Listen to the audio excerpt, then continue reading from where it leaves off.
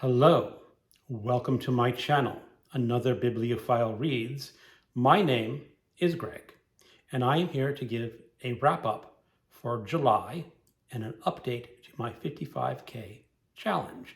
And my 55K challenge is where I am attempting to read 55,000 pages in print, digital, or audio format.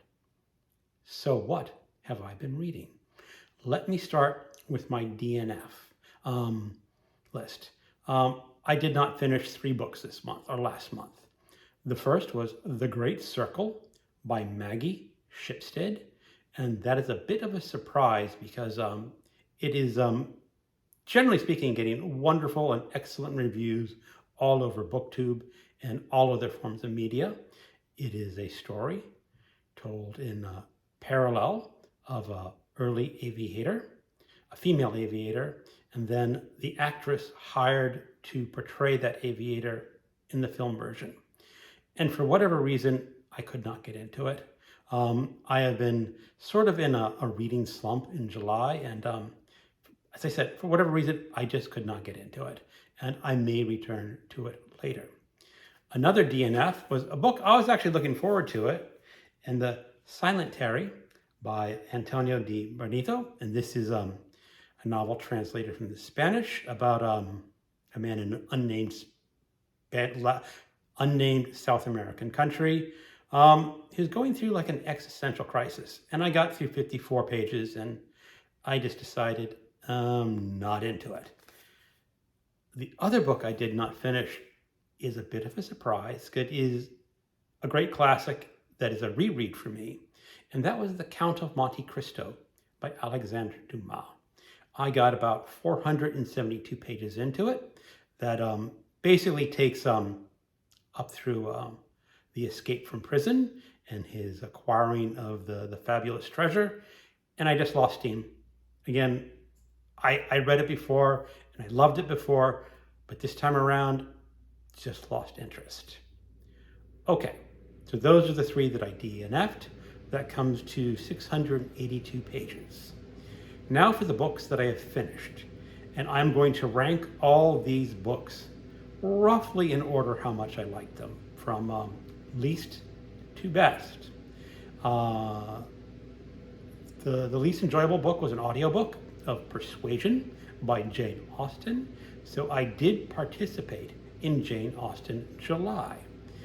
And the reason I did not like this is that the story was just about a spinster hoping to get married to the love of her life from earlier when she was younger. And I just could not care less if Anne married her captain. But that is the essential Jane Austen story. And it was not a bad book. I did not hate it in any way. I just could not care, as I said, about the characters and whether they got married or not. The second was Magpie Murders by Anthony Horowitz, and that was an ebook, and that is a mystery book. And this one is kind of curious. It's actually 2 books for the price of 1. It starts off with an editor in London receiving the manuscript of their most prized and popular author, who is delivering the final book in a series. And she's taking that manuscript home and reading it. And at that point, the reader gets to read the manuscript of what she's reading. So the book within a book. And this is going to be a mild spoiler, but nothing too bad. She gets to the end of the book and the last chapter is missing. And oh man, is she upset. She is trying to find out what happened to that last chapter.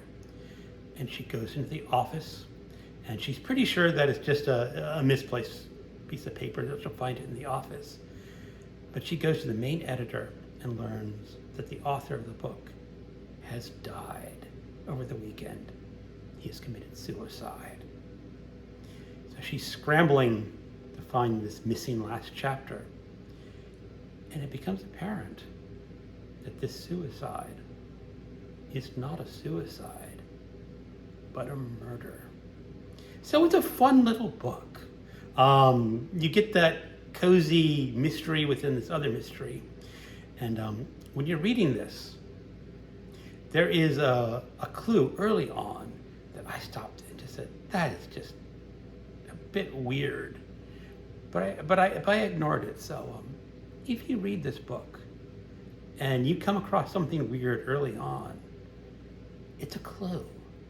But I guarantee you, you're not going to figure out that clue until you get to the end of the book. And it was a very enjoyable novel. It's ranked second for the month, but still, it's well worth your look into if you like murder mysteries. The next on the list is Bethany's Sin by Robert R. McCammon. And this is a reread for me. I originally read this in high school, and I reread it for another project. And it is a story of a Vietnam War veteran who travels to a small town with his wife, where his wife's got a prestigious job, or not a prestigious job, a job at a university. And there is something not quite right with this small town.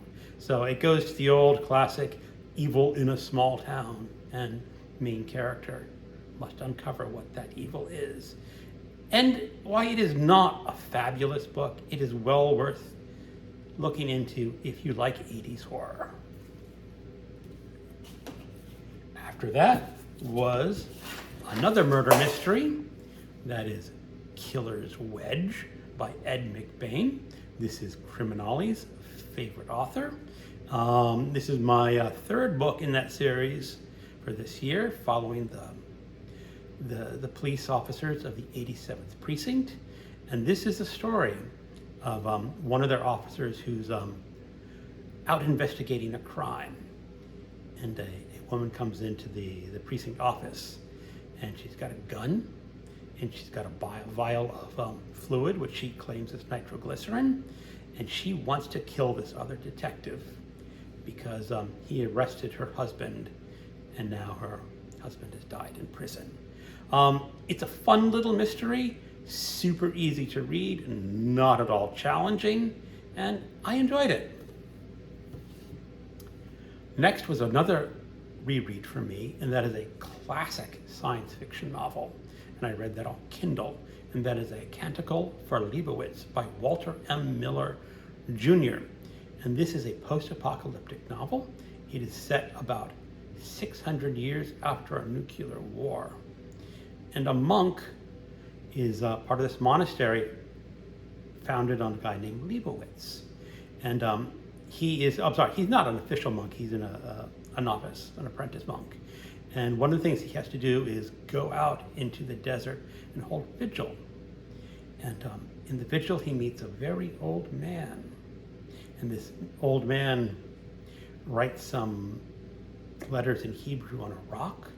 And under that rock, he finds an ancient fallout shelter, which possibly contains artifacts from Liebowitz himself. And now, I'm not going to go much more into the plot, other than this novel is told essentially in 3 novellas. This is the first is 600 years after a nuclear war. The second is 600 years after the story of the apprentice monk discovering the pilgrim. And then a third, another 600 years in the future.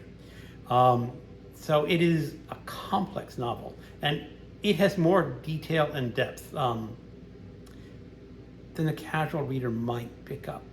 Now, as I said, this is a reread. I believe this is the 3rd time I've read this novel, and for whatever reason, it has been a novel of diminishing returns. So I doubt I'll ever reread this, but there is a clue for people who want to read this book. And this again comes from an essay from Walker Percy. And he says, if you can answer this question, you understand the book. And if you can't answer this question, you have not really understood the book. And the question is, who is Rachel? Now, I'm not going to tell you who Rachel is, because you'll have to discover that when you read or if you read the book. After that was an audiobook, and that was The Man Who Watched the Trains Go by George Simenon. And that is translated from the French.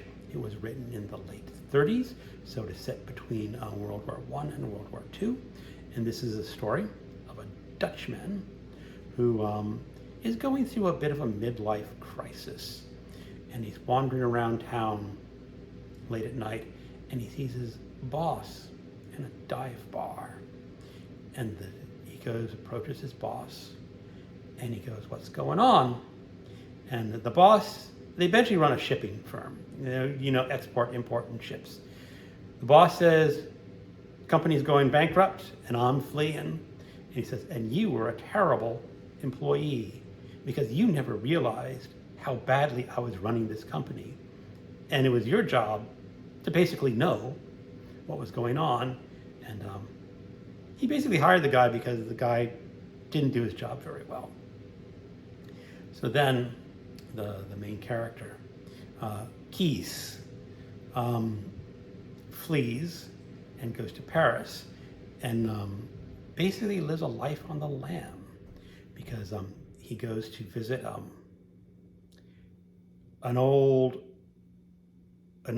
woman who used to work in his office, who's the mistress of his boss, and she's essentially a prostitute, and he tries to hire her. She laughs at him, and he kills her. So he's on the lam, and this is very much of like an existential novel, sort of what Albert Camus would have written if Camus wrote a crime novel, and I enjoyed it. The next was another audiobook. This was part of Criminali's birth year tag list of reading a book from all the respondents of his tag with what book was their favorite book published in their birth year.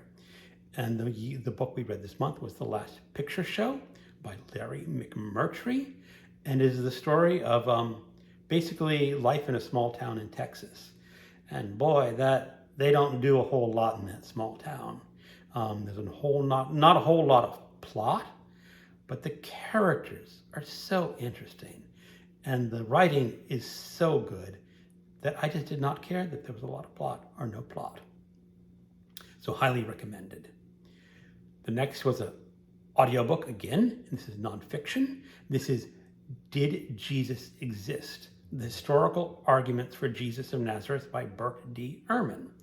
And this is a teacher basically saying that yes, there was an historical Jesus, and goes through all the facts of why he believes there was a man called Jesus of Nazareth.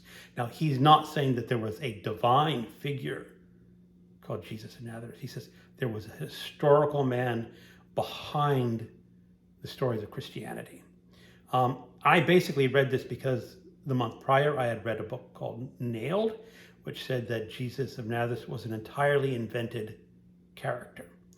And essentially, this book does a much better job in convincing people that there was an historical figure. So I quite enjoyed it.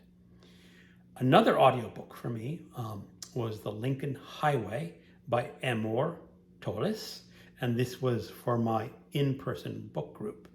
And this is a story in the 50s, essentially of a young man who has just been released from a juvenile detention facility. And he goes back to his family farm to pick up his brother because his father has died, and his father died owing a lot of money, and his farm has been repossessed by the bank. But there's a hitch. He was driven from the youth detention facility by the warden, but in the trunk of the car, there were two other members of that detention center, and they are on the lam. And these four boys, the main character, I forgot his name already. And there's Duchess, Wooly, and the younger boy, Billy. And they have quite a set of adventures across the United States, going into New York City, places like that. And it was a very enjoyable story, and very well narrated by, there's 3 narrators in this audiobook, and they all did a very good job. The next was I Was, Dora, Suarez. And this is one of the grimmest crime novels that I have ever read. The opening murder scene of this is just gruesome and extreme detail. But the better part is the unnamed detective who works at a place called the Factory for the London the police department, is trying to solve this murder. And it becomes apparent that there's a lot more going on. The woman who was murdered is critically ill. I won't go quite into those details, but she was going to commit suicide that night that she was murdered. And you find out the reasons why, and it is just incredibly sad. And I believe it's like a quote from in here. It's like, how could an advanced society let a woman fall that deeply into the cracks where she's basically going to be committing suicide and then essentially gets murdered? There is also a bit in here that involves an urban myth surrounding what gay men were supposedly doing in the 1980s. The book was written in the 80s, so the author may not have known that it was basically an urban myth that gay men did not do what this myth said they were doing. It's a slight damper on the book, but overall an excellent, excellent crime novel. And my favorite book of the month is a hard book to read, and that is Malone Dies by Samuel Beckett. And Beckett, of course, won the Nobel Prize for Literature. And this is a complicated novel because it is the story of Malone, who is in a hospital. He is basically confined to his bed, and it is him writing out memories and stories in stream of consciousness. I think this is a brilliant book. I can also say that for most readers out there, they're going to struggle with this book. You have to like stream of consciousness. You have to like a book that is not focused on story or character. It is all ideas. I also read a number of short works. I'm not going to list all the short works that I read. I'm going to put those in the details. Basically, nothing really that interesting. I did read Robert E. Howard's first Conan story, The Phoenix and the Sword, which I enjoyed, but I did not love. The most interesting I read was Tintin in America. And this is a French comic from the 30s. It is a story of a journalist, Tintin, coming to America to take on the mob. Clean out Chicago. And, I enjoyed it. It was kind of fun. Later on, Tintin goes to the American West, where it gets really, really cliched with Native American Indians. But it was a fun. This collection has the 3 Tintin stories, and I read the Tintin in America. It's a library book. I'm not sure I'm going to continue reading the other 2. It was enjoyable, but I've sampled Tintin, and maybe that is enough. So that is my month of reading. The short works only came up to 196 pages. All the other books that I read before were 3,482. So I did make my monthly goal of reading, but just barely. Well, thank you for watching, and keep on reading.